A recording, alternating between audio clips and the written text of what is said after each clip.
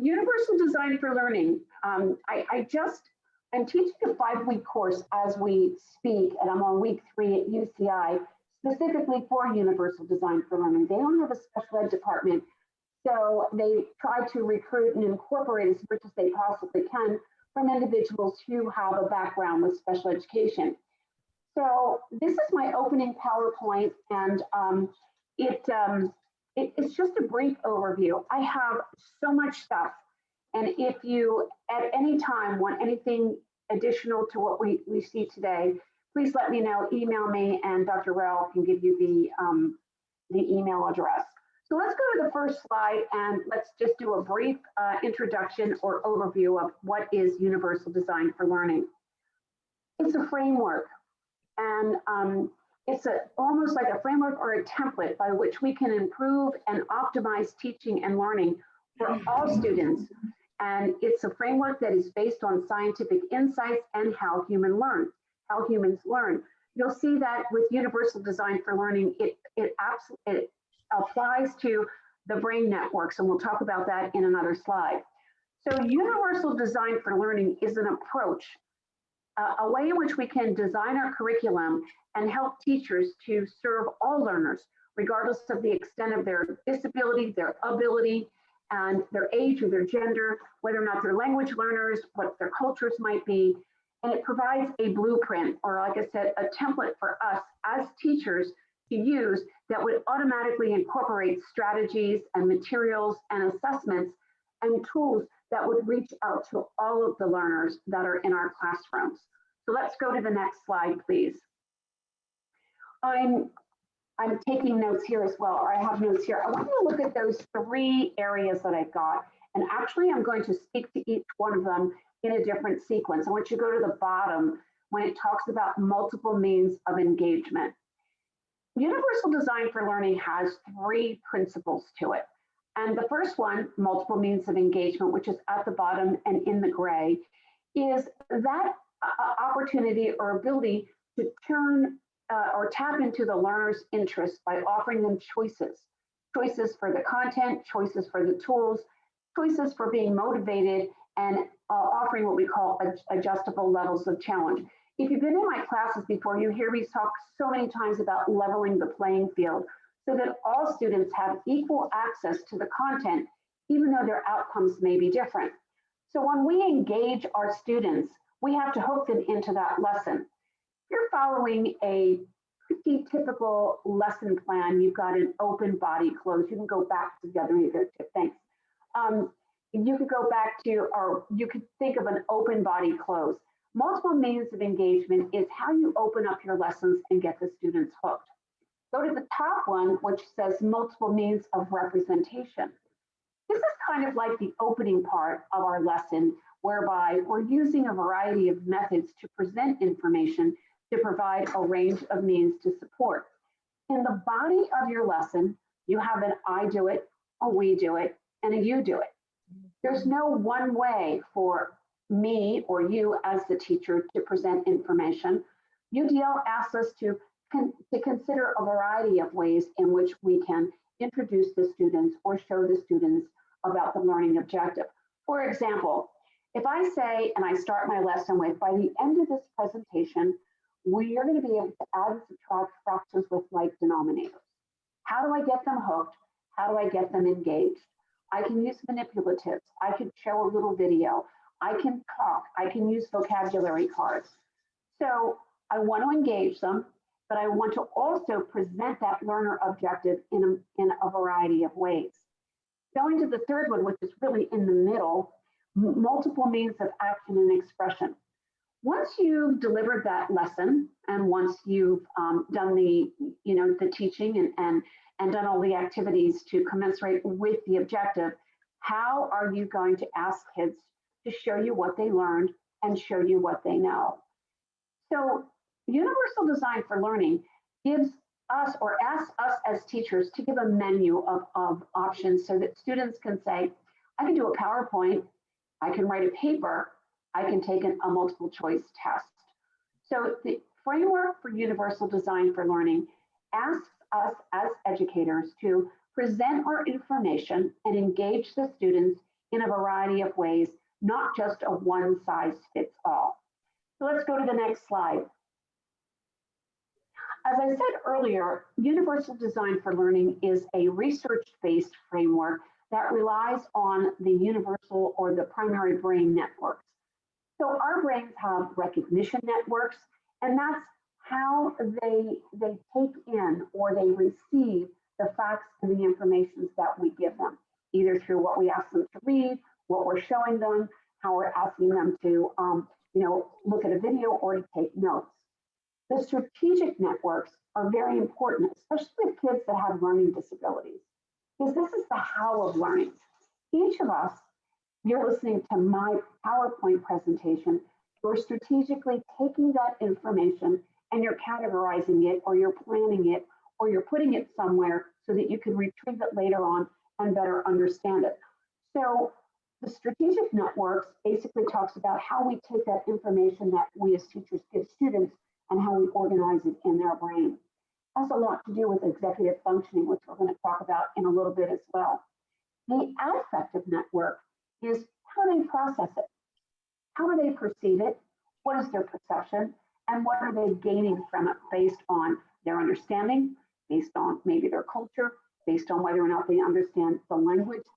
So Universal Design for Learning really does a lot to make sure that we are delivering lessons that are strategically working in each of these networks of the brain. Go to the next slide. Okay, you're all familiar with, especially if you have me in class, with response to intervention. I know that in 432, I would ask you to do a paper on that. Response to intervention and the multi-tiered system of supports and UDL kind of work together. Remember when we talked about response to intervention, which came out in 2004 after the reauthorization of the Individuals with Disabilities Education Act? The goal here was to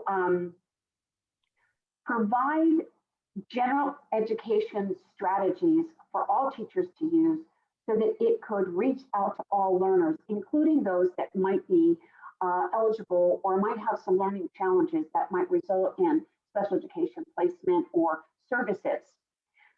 There were 3 tiers. You had the first tier whereby the teacher used a variety of tools and strategies for the entire class so that she could teach to diverse learners using a variety of strategies that she already had in place, sort of like what we're talking about with Universal Design for Learning. That second tier was when those students weren't meeting those needs or meeting those benchmarks, they were pulled out into small groups. The third tier of RTI was when still students needed extra support and it was more individualized. And we said that most of the time our students that were receiving special ed services were tier 3 RTI students. What was the reason for that? You know, I was teaching back in 1971, even before the Individuals with Disabilities Education Act came about. And I had majored in elementary education with a minor in special education. And you chose between mentally retarded, which we don't use that term today, or physically handicapped. When IDEA came out in 1974, everybody was scrambling, how do we do this? Well, the federal government said that they would support and provide funds for all individuals that were receiving special ed services, and that amount would be 40% of the cost.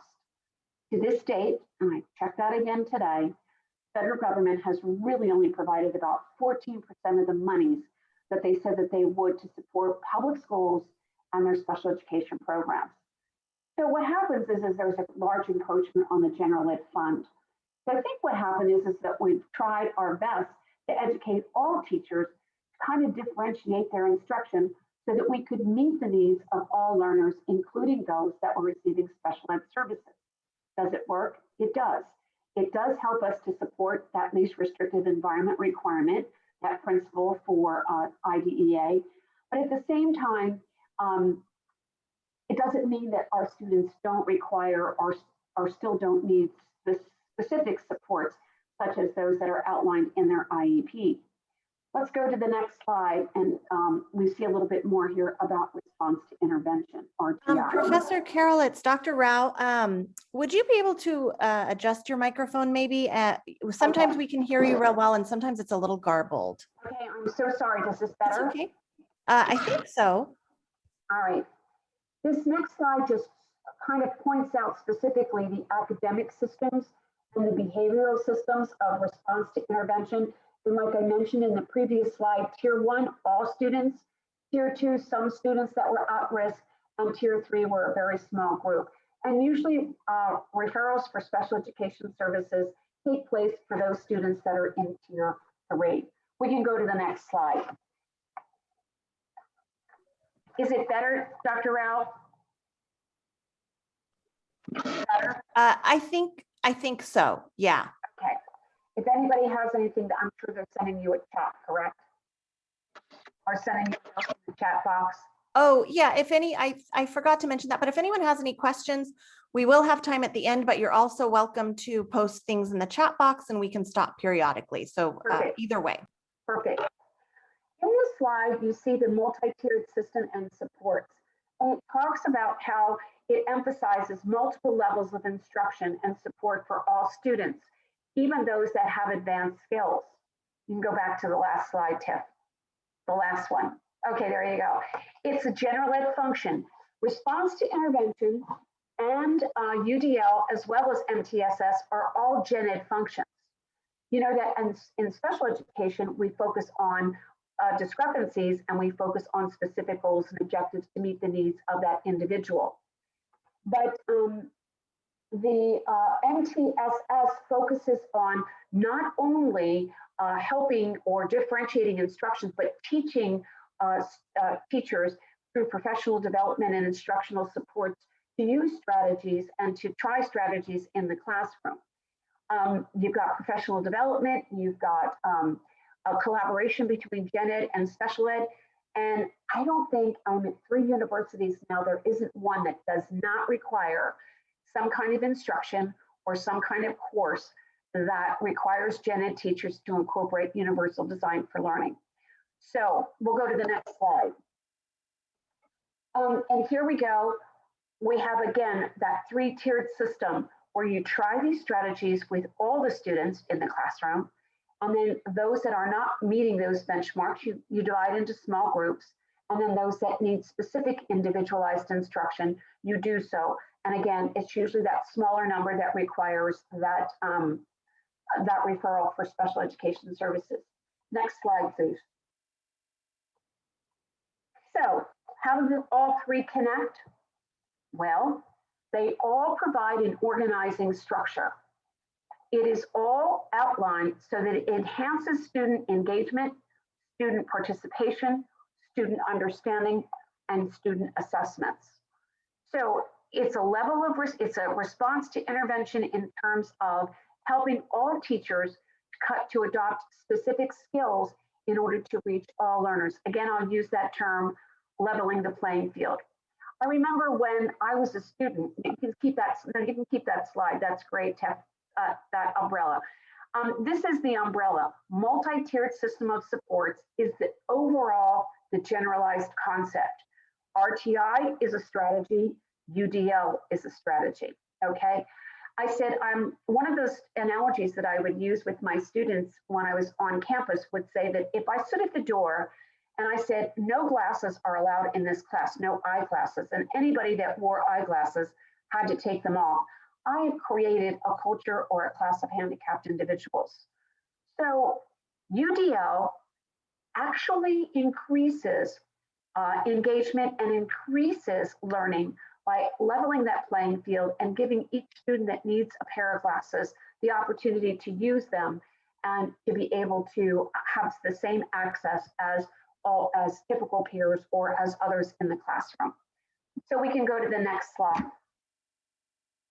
Why universal design for learning? Because we all have different needs.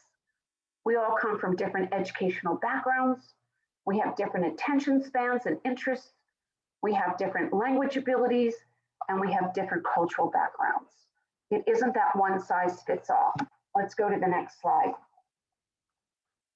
So here's a template that I use, or that we just use as an example. If you take a look at this universal design template, as we call it, what happens is that in that second box, or that second line where it says topic, you write your objective. By the end of this lesson, I want my students to, and of course, we always try to incorporate a standard that goes with that. We can base it on an IEP goal if you have such. What I always like to do, and once you get to know your learners, and I'm sure that you do in your classrooms, you can tell how many of them will be able to get everything that you give or everything that you present, who might get most of it, and then who might only get some of it. I don't know if you're familiar with Higgins and McVie on understanding by design. But they used to say, take that essential question, what is it that I want my students to know? And how am I going to get there? What's my assessment going to be? And which one of my students will I know will master it? How many of them will become familiar with it? And how many of them might understand just a certain amount of it?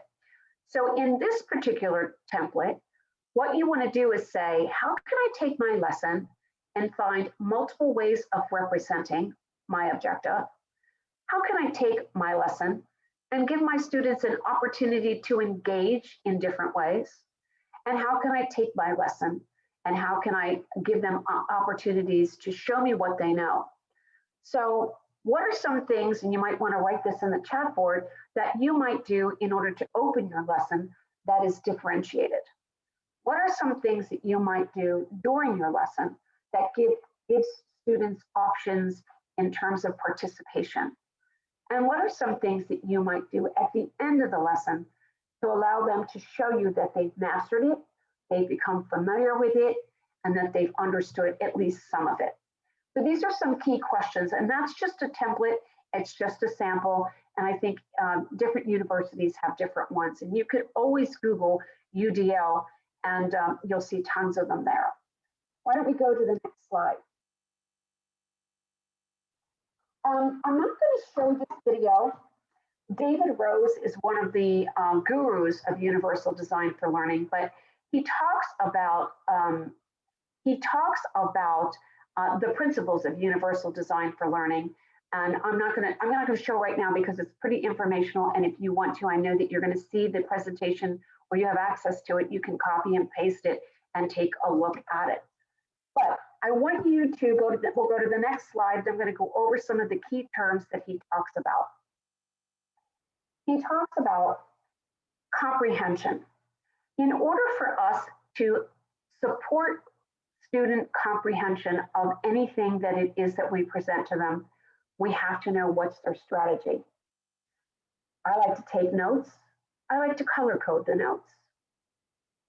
Some students like to look at videos and they can remember the concept of something. Some students like to hear it. Some students like to be able to manipulate something and explore for themselves. We as teachers sometimes have to take some time to figure out, how do my students learn? What is their strategic approach? What are some ways in which we can do that? Think about that for a second. And then I'm going to go into an executive function. What do we mean by executive function?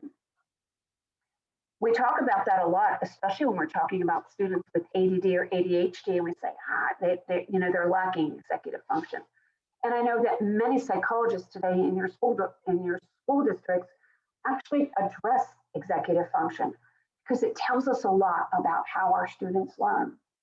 Well, executive function is a set of mental skills such as working memory, such as self-control, such as that little voice inside that says, I've got a test on Friday.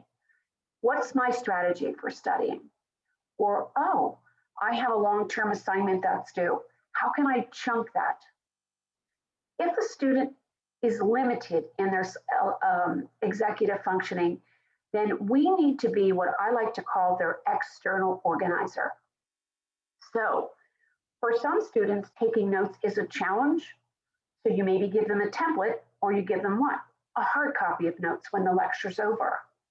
For some students, they like to draw and maybe write captions. For some students, they might like to present a PowerPoint.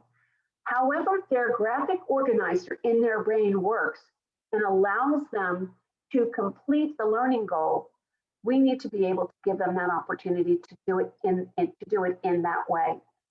Executive function is big, and a lot of times I'll hear teachers say, he doesn't write in this notebook, or he doesn't use an agenda, or he doesn't have any study skills. I always kind of believed that executive function is something that does not happen overnight, but sometimes you always need an accommodation for it, such as those graphic organizers and those external organizers. The third one here is he talks about engagement, David Rose. What are the students' self-regulation skills in order to strategically modulate their emotions to engage with the learning environment? Think about that statement. Self-regulation skills. How do they strategically modulate their emotions to engage with the learning environment? If any of you have any idea what that means, write that in the chat board and we can discuss it. Because some students are anxious, some students give up, some students act out, some students, their behavior changes because they want to escape or they want to avoid the task altogether. We need to understand what their engagement strategies are.